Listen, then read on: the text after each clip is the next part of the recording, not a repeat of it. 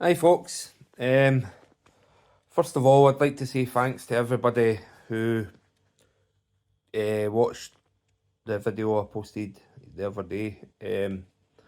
Thanks for all your feedback. It's been really positive and overwhelming. I can't thank you enough. I never made the video for likes or praise or that. I just wanted to give a perspective of someone that had a hard time of it. I'm not looking for sympathy. But anyway, I'll continue with my story. I left the army in 2012, and for those of you that will know me, which is most of you, and for those that don't, I liked to drink as it was. I liked to party. I was really sociable. I never turned down any opportunity to go on a night out, or I was always at concerts. I was always at the football. I was always in the pub with mates and that. I was never tied down or anything during my time in the army. So when I left the army, I didn't find it hard to fall back into like a normal life, what people would deem a normal life in Civvy Street. Well, so I thought anyway. But when I left in 2012, I had 2 or 3 months off before I started my first new job, which was with G4S as a cash and transit driver. So during that time off, like I was just getting back into Civvy Street. I was getting my new house already and that sort of thing. And then I was out just at weekends with my mates and all that sort of thing. Well, I treated it like I was on leave for a couple of things. I was out more than just the weekends. I would go out quite a lot to darts nights, to pool nights, to Fridays, Saturdays and Sundays in the pub and that, because I didn't have that work and that there. But that was just seen as a good time before I started work. And then, as I say, I got a job with G4S as a cash and transit driver, which was delivering money to banks, collecting money and all that sort of thing. It was a good job, a well paid job, and I enjoyed it. So I started working there, still going out every weekend.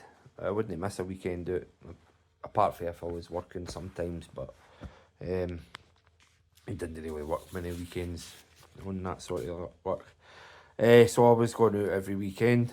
I was now using like cocaine as well, sociably at weekends. Like every now and again. Well, no, in fact, it was every weekend pretty much. But it was just sociable. Everybody was doing it, kind of thing. And then, well, the thing with cocaine is that cocaine gives you the feeling of making you feel sober. So you're not getting drunk, but you can drink like a fish. So it was ideal for me because it stopped me getting really drunk, and I could continue drinking longer, so I wouldn't have hangovers. And I'd be in the pub Friday, Saturday, Sunday, but when the pub's closed, I wouldn't be sleeping. I'd be sitting in a mate's house having a drink as well. And then I suppose that was the start of the problems. Obviously, they come quite quick after that. I started missing Mondays at work. And I'd miss a Friday. Because I was that excited about like the weekend coming up again, and I'd be in the pub for the Friday opening time, and that sort of thing. And this obviously work weren't happy with this, and this built up. It became stopped being a rarity, and it became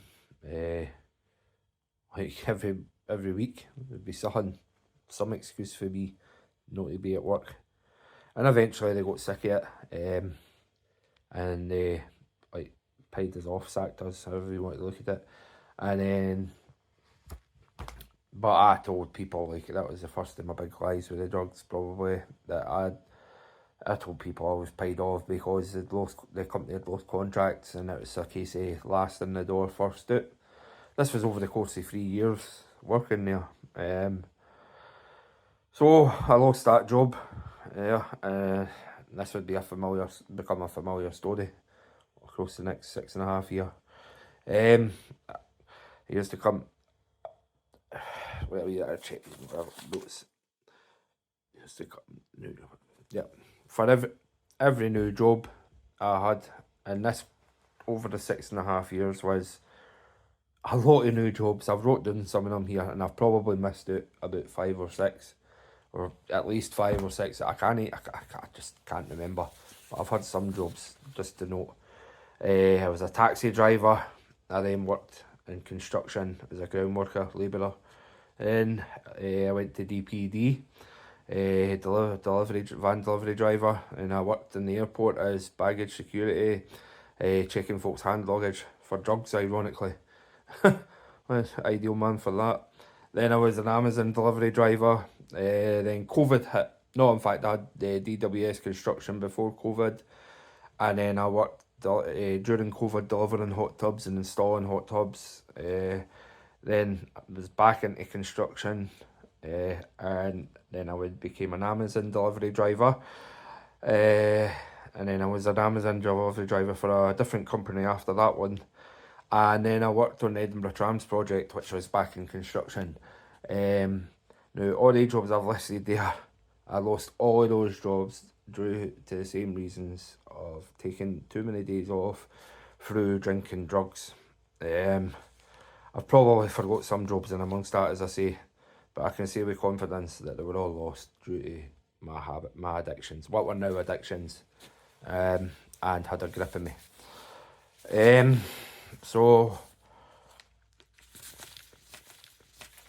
with that, it wasn't just cocaine now that was a burden in my life. I would take drugs to come down off of cocaine when I knew that I had to get some sleep and some rest.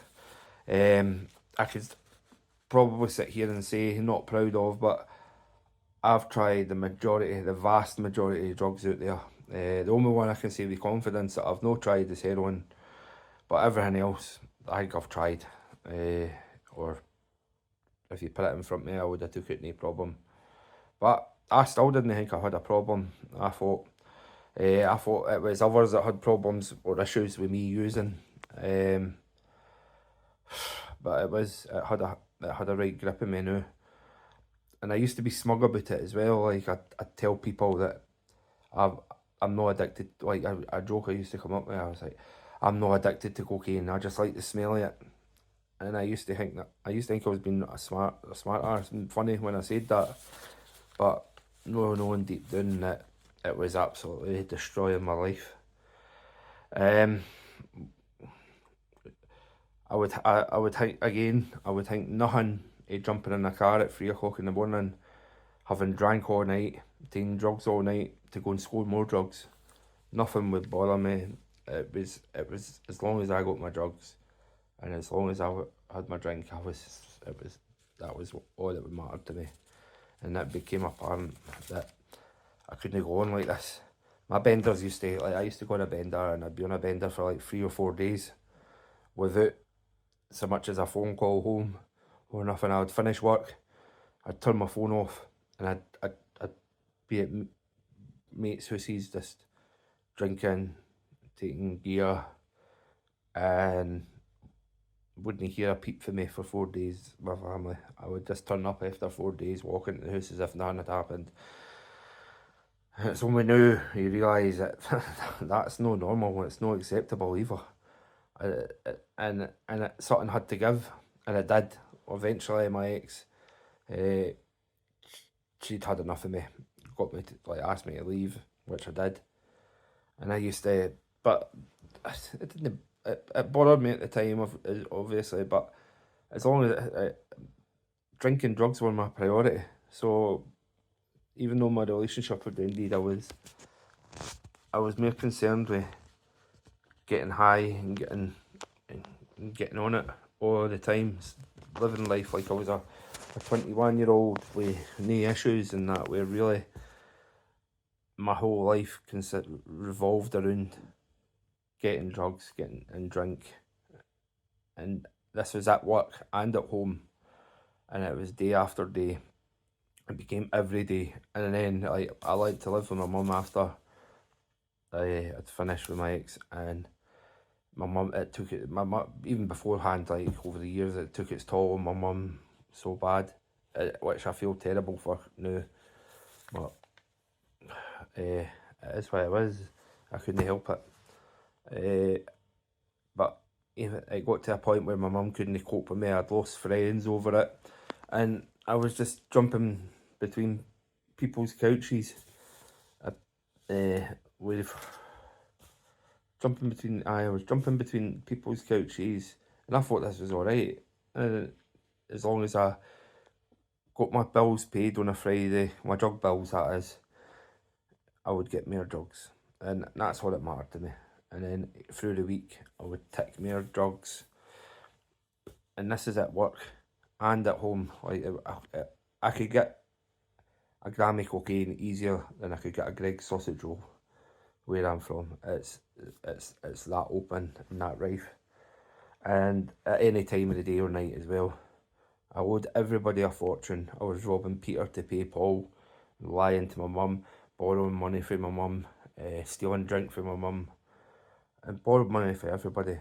I was like my kids doing. I wasn't a dad at all. I was like, I just never seen any of them. And then it got to the point where I didn't have anywhere to live really. My mates were at the end of the tether with me as well. And it was now that I think I'd hit rock bottom.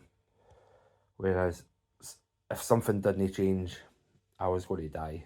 Whether it be through my own doing, or overdosing, or a heart attack.